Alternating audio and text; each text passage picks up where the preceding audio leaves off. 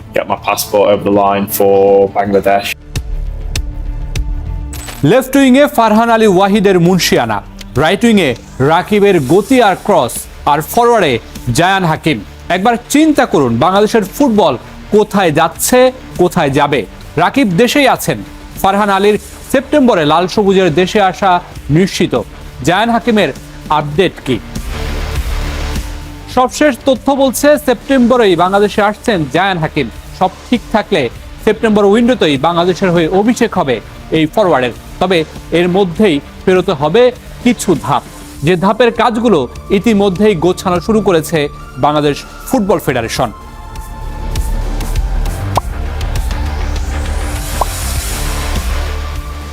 সূত্র বলছে ইতিমধ্যেই বাংলাদেশের হয়ে খেলার জন্য আগ্রহ প্রকাশ করে বাফুফেকে মেইল করেছেন জায়ান হাকিম।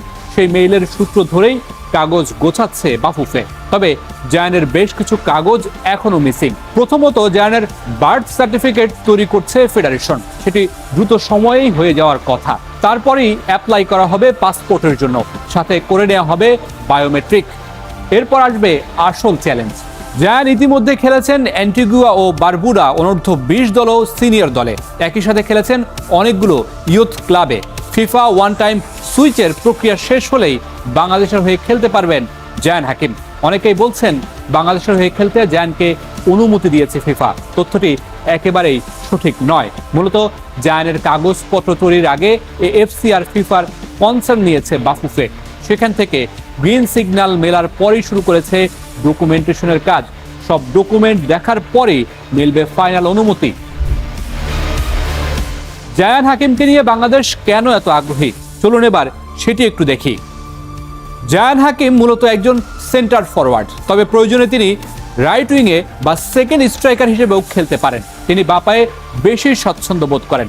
উচ্চতা প্রায় 6 ফুট 2 ইঞ্চি, যা তাকে শারীরিক লড়াইয়ে বাড়তি সুবিধা দেয়।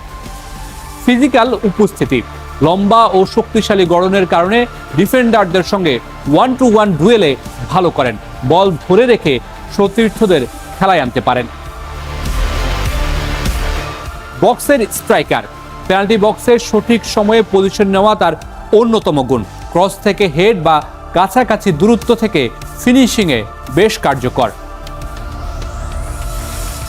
আকাশে আধিপত্য, 6 ফুট 2 ইঞ্চি উচ্চতার কারণে এরিয়াল বল জেতার সক্ষমতা ভালো। সেট পিসেও তাকে লক্ষ্য করে আক্রমণ সাজানো যায়। বাঁ পায়ের ফিনিশিং, বাঁ পায়ের শট ও ফিনিশিং তার স্বাভাবিক শক্তি। বক্সের ভেতরে সুযোগ পেলে দ্রুত শট নিতে পারেন। সুখবর এখানেই শেষ নয়, সাফকে ঘিরে চমক আছে আরো। ফারহান আলী ওয়াহিদ আর জায়ান হাকিমের সাথে আসছেন আরো 3 অরিজিন ফুটবলার। সেই 3 ফুটবলারের আপডেটও পেয়েছে স্টার প্লে। 3 ফুটবলারের মধ্যে 2 জনই সেন্টার ফরওয়ার্ড।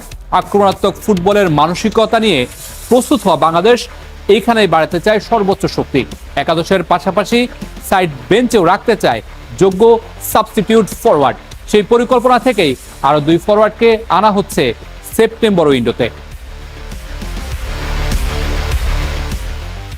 সাথে আছেন একজন সেন্ট্রাল ব্যাক। হামজা, তপু, তারিক কাজীদের সাথে চীনের দেয়াল তৈরি করতে চায় বাংলাদেশ। গোলকিপারের উপর চাপ কমাতে তাই তো অরিজিন ডিফেন্ডার আসছেন ফারহান জায়ানদের সাথে। এত কিছুর মাঝে আরো একটা সুসংবাদ, ইতিমধ্যেই হয়ে গেছে ফারহান আলী ওয়াহিদের বার্থ সার্টিফিকেটের কাজ।